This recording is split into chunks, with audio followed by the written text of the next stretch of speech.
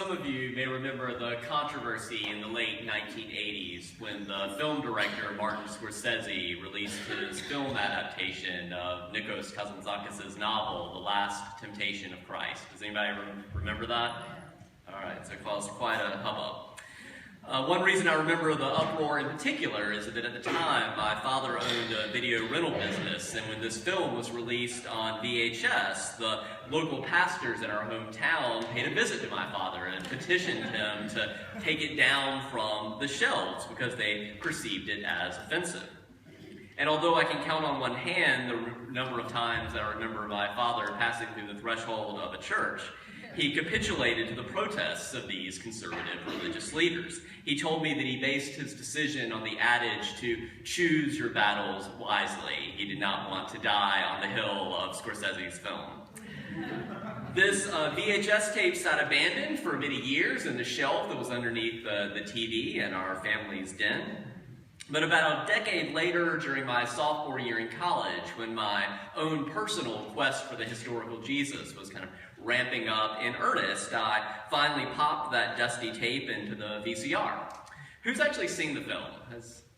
Okay, less than remember the controversy, which is, they only made like $8 million in the box office though, so. The most provocative part of the film is the idea that Jesus underwent a last temptation during the crucifixion, in which he envisions himself coming down from the cross, marrying Mary Magdalene, and starting a domestic life with her, creating a family with her. And even though Jesus is shown at the end of the film overcoming that temptation, not choosing the temptation, even though we know in the Bible that there are other temptations that Jesus has explicitly said to be tempted with and to overcome, this idea of Jesus experiencing sexual temptation was for some reason considered particularly heretical. And particularly offensive was the scene in which Jesus fantasizes about consummating his marriage to Mary Magdalene. Now, overall, I found the film to be a fascinating speculation about what it means to believe that Jesus is fully human, like the rest of us, and fully experienced the human condition. And more recently, a few years ago, while listening to the contemporary wisdom teacher Cynthia Boudreau speak about her 2010 book, The Meaning of Mary Magdalene, I thought to myself that perhaps the last temptation of Christ should be retitled The Best Temptation of Christ. Because whereas many religious traditions uphold celibate monasticism as the ideal, often this whole idea of like traditional family values, being a man and a woman and 2 children, we got that from the Puritans. We didn't get that from early Christianity. Those of you familiar with the Christian tradition remember what Paul said. He didn't give a ringing endorsement of marriage. He said, no, it's better to marry than to burn. Some of you remember Paul said that you should only get married if you just totally can't help yourself and it'll just be, fornicating. So that's the only reason you should get married, according to the early Christian tradition. The ideal was this sort of celibate monasticism, like Jesus was, like Paul was, that was sort of lifted up. So this whole traditional family values stuff is propaganda. It is. So, but Boudreau, who is inspired by the Mary Magdalene tradition, argues for understanding human relationships as an equally transformative sacred path. So of course, if you're called to celibate monasticism, that's great. It can be a transformative sacred path. But she argues, and was inspired to do this by studying and reading about Mary Magdalene, that human relationships can be an equally transformative sacred path. And perhaps if the Romans had not executed Jesus for insurrection, he might have married Mary Magdalene and had children. And perhaps a whole new set of teachings might have emerged from that bond. As anyone who has ever been in a long-term relationship can attest, Jesus' teachings to love your neighbor is much easier in the abstract, in general, in the short term. When Jesus, he was an itinerant preacher, right? He would meet them and move on. That's much easier than loving one particular person day after day after day for the rest of your life and remaining lovable yourself, right? And it goes both ways. And although there is tremendous value in many parts of Jesus' life and teachings for anyone discerning how to best love another person over the course of a lifetime, Jesus, who tragically died young and single around the age of 30, is not our best marriage counselor, contrary to what people will tell you. That being said, one major emphasis of our Unitarian Universalist heritage is the teaching that Jesus is fully human. And part of what that means is that to whatever extent Jesus manifested the sacred or the divine, that same potential is within each of us if we choose to claim it. As one Jewish biblical scholar has written, taking into account all that we know from the past 2,000 years and all of our 21st century knowledge, the invitation is to still value Jesus, even if he is just a Jew who chose to emphasize certain ideas and values in the Jewish tradition, but did not invent or have a monopoly on them. And if Jesus was fully human, that means there was a sexual component to his being. As the poet William Blake said more than 2 centuries ago, the Bible must be shaken upside down before it will reveal all its secrets. The priests have censored and clipped and mangled. They give us a celibate Jesus, born of a virgin, without the slightest stain of sexual contact, which is blasphemous nonsense. I love that what Blake deems blasphemous nonsense is not that Mary Magdalene may have been the last or best temptation of Christ. Rather, for Blake, this poet of the Romantic age, the blasphemy is neutering Jesus. And I invite you to consider that the consistent fascination with Mary Magdalene through the centuries is because Mary Magdalene reminds us of this huge repressed shadow side of the Christian tradition, the repression both of women's experience in particular and of sexuality in general. Along these lines, my sermon title this morning is inspired by a landmark book from about a decade ago by the breakthrough feminist scholar James Shaberg, titled The Resurrection of Mary Magdalene.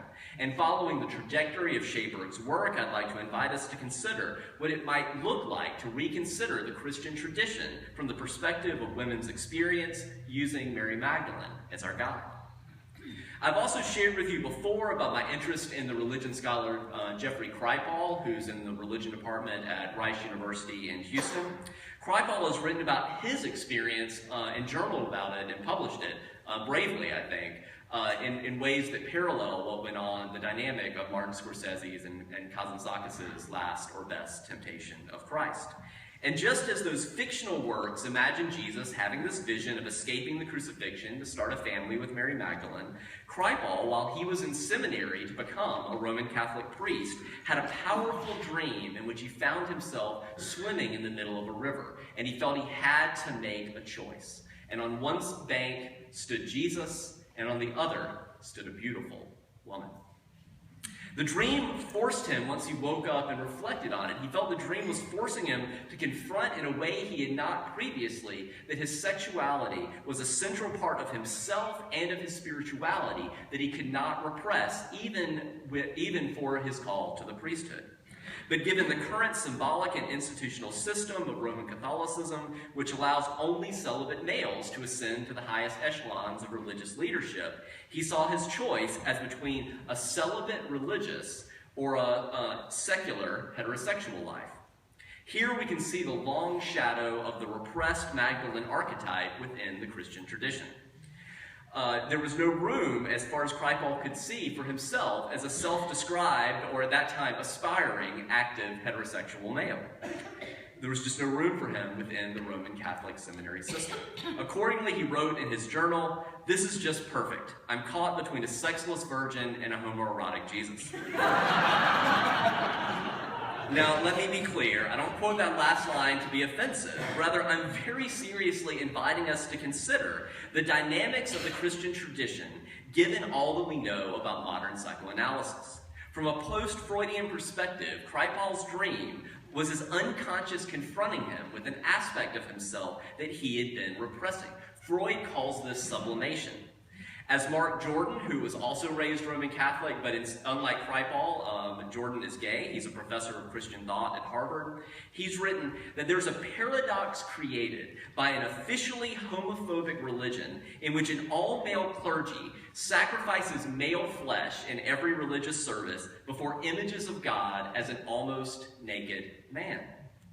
Now, there's a lot more to be said about this insight and many more examples that I could give you, particularly from the writings of the Christian mystics.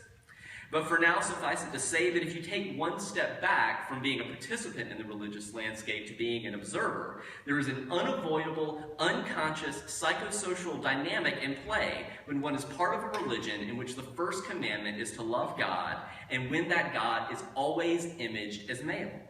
And that unconscious relationship to the male deity plays out differently depending on where you are on the spectrum between masculine to feminine, homosexual to heterosexual.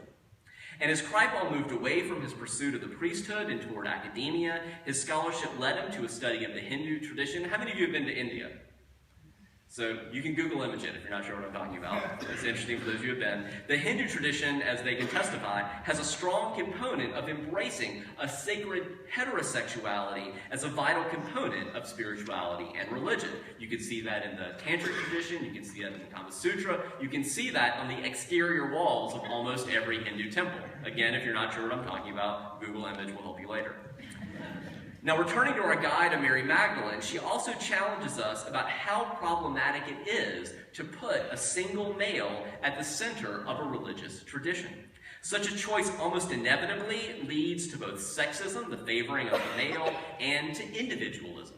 Indeed, Elizabeth Schussler-Fiorenza, a Harvard feminist biblical scholar, has argued that as important as the quest for the historical Jesus has been, it still troublingly turns on the identity of one male.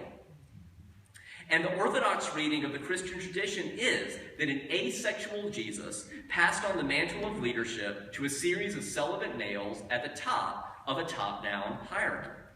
But there are many other ways of interpreting Christian history. We have only to consider verses such as Matthew 8:14. This is not even from one of the non-canonical Gospels. Right there in the King James Version, hidden in plain sight in every hotel room in America. Matthew 8:14, that when Jesus entered Peter's house, he saw his mother-in-law laying in bed with a fever. And the last time I checked, the only way for Peter to get a mother-in-law is to get married. So if Peter was the first pope, the first pope was married and had a wife. And so if you read the Gospel of John, it's the beloved disciple, not Peter, who is depicted as more important in leadership. If you read that, the resurrection stories are all quite different if you compare them in parallel instead of just reading them one after another. So in John's story, when they hear the news, Peter and John race to the tomb. And guess who wins according to John? John. If you read the book of James, Jesus' brother James the Just seems like the primary leader after Jesus' death. Likewise for Paul's letter, he's the one that seems like the most important. The same is true for the Gospels of Thomas and the Gospel of Mary. They then seem like the respected, most important post-Jesus leader. And as you begin to separate out these competing claims of authority, the question becomes, in the words of the historical Jesus scholar John Dominic Crossan, how many years was Easter Sunday? How many years was Easter Sunday?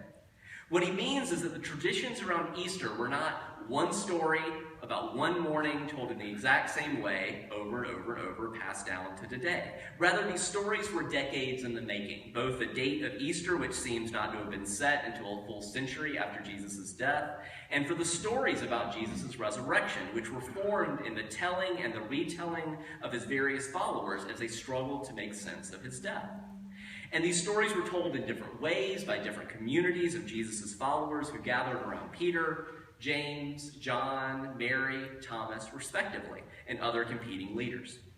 As the Harvard historian of religion, Karen King, puts it, the beginning is often portrayed as the ideal to which Christianity should aspire and conform. Here, Jesus spoke to his disciples and the gospel was preached in truth. Here, the churches were formed in the power of the Spirit, and Christians lived in unity and love with one another, the sort of perfect, idyllic New Eden. But what happens, she writes, if we tell the story differently? What if the beginning, as it actually seems to be, was a time of grapple and experimentation? What if the meaning of the gospel was not clear and Christians struggled to understand who Jesus was in the wake of his execution? And although it was indeed the case that there was original diversity at the beginning of Christianity, if we pay attention to the role of Mary Magdalene, it's fascinating to note that according to all four canonical Gospels, if you look at Matthew 28, Mark 16 that Doug read earlier, Luke 24, John 20, all four agree that women were the first to learn of Jesus' missing body, and women were the first to proclaim the story of the resurrection. Why women? Because also according to the Bible, the men were cowering behind closed doors. For this role, Mary Magdalene has been called the apostle to the apostles. So one could ask, if a woman preached the first Easter sermon, how could one possibly deny women's ordination? And the answer is, you can only get that by a patriarchal bubble of biblical interpretation of men for men, which we've had for too long. And the role of women, and of course people started noticing the differences when women started to be promoted to professors of biblical interpretation. They started to read the Bible differently. But the role of women in the Christian tradition was never fully covered up or eliminated. In Western Europe, over 190 shrines were dedicated to Mary Magdalene, more than 600 of her relics venerated. In Reformation England, there were 170 churches bearing her name. Indeed, on the living room wall of my grandmother's house, who many of you remember died recently, she was a lifelong Southern Baptist. On her wall, living room wall, was a collection of 3 large, prominent photos. All 3 were women. 2 of them were traditional Madonnas. One was in black for mourning. One was in the traditional Mary blue that we think of. We haven't always associated blue with men, right? It used to be red was the hot color associated with men. Blue was the cooler color associated with women. But the third picture has a woman with a bright red scarf and is obviously a Magdalene. My grandmother inherited these pictures from her older sisters, and to me, they are yet one more testimony to the search for the missing element of women's experience and women's leadership in the Christian tradition, which thankfully is changing more rapidly in recent decades. But in reclaiming women's experience in the Christian tradition, feminist scholars rightly warn against a naive perspective that there was some perfect egalitarianism in the beginning that was then corrupted by the patriarchy. And we just need to get back to that perfect beginning. Rather, again, scholars like Schussler Fiorenza invite us to consider that there has always been and always continues to be to today, both then and now, a struggle for equality and community over against domination and control. So if that's the case, how should we adjudicate between the incredibly diverse and conflicting claims about who Jesus was? If you go into any large bookstore, any really small bookstore with a religion section, you will see a number of books about who Jesus was, almost none of which agree with each other and that are sort of incommensurable in their claims. So what do we do about that? Well, Melody Johnson Defer, a student of Schussler Fiorenza, argues that the criteria for choosing, in her opinion, should be a pragmatic one. If the way someone is teaching and practicing Christianity contributes to the liberty and the dignity of all people, then we should support it. Conversely, if the way someone is teaching and practicing Christianity leads to domination and control, especially of individual men over women and over minority groups, we should denounce it and oppose it. To use a Buddhist metaphor along these lines, arguably the greatest mistake in the Christian tradition has been repeatedly mistaking the pointing finger for the moon. Some of you may know that Buddhist analogy that if I'm like, oh look, there's a beautiful moon, and you're like, I don't see it. I'm like, stop looking at my finger and look at what I'm pointing to. That's confusing the finger for the moon. So when we look at Jesus' own life and teachings as opposed to the way he was deified after his death, we don't see Jesus pointing at himself, except in the Gospel of John. That's a separate story. So again, if you look at the Gospels in parallel, the first 3 are called the Synoptic Gospels because they see together, think synthesis and optic, like your optician, they see together Matthew, Mark, and Luke. But if you put John in parallel to the others, you'll see 90% of John is unique to John. So I can say more about that later. But so if you don't see Jesus pointing at his own person or the significance of his future martyrdom, rather, if you look just at the first chapter of the Gospel of Mark, the earliest canonical gospel, we read, Jesus came to Galilee proclaiming the good news of God and saying, the time is fulfilled, the kingdom of God has come near, repent and believe the good news. So Jesus, at the beginning of his public ministry, is not saying, the good news is that they're going to kill me in a few years. That's not the good news. The good news is pointing beyond himself to the kingdom of God, this community that he was seeking to build, what the Reverend Dr. Martin Luther King Jr. called the beloved community. But far too often, the Christian tradition has stumbled over the identity of Jesus, made it about worshiping Jesus instead of doing what he did, or they have made an idolatry, an idol of the Bible, thereby again confusing the pointing finger, that Jesus and the Bible are the pointing finger, confusing them for the moon, what we're really supposed to be getting to, which is building the beloved community. The reason I chose to preach this morning again about the resurrection of Mary Magdalene is to refocus our attention away from all the debates about the identity of Jesus, who again ultimately is just one individual male, to remind us that salvation is much less about what anyone believes about what happened 2,000 years ago, and much more about whether you seek and practice justice and kindness, mercy and forgiveness and compassion here and now in your everyday life. And to turn our attention toward the ultimate focus of Jesus' life and teachings, the building of a diverse, beloved community that dares to transgress the traditional boundaries of gender, class, creed, sexuality. Reconsidering the Christian tradition from the perspective of Mary Magdalene challenges us to demand a spirituality that is worthy of our whole selves. And she, the apostle to the apostles on that first Easter morning, reminds us that the final truth of Easter turns on whether we will recommit ourselves ever anew to the hard, risky, but vital work of building the beloved community every day, of working each day in our lives, in our intimate relationships, and in our communities and in the world for rebirth, for renewal, and for resurrection. May it be so, and blessed be.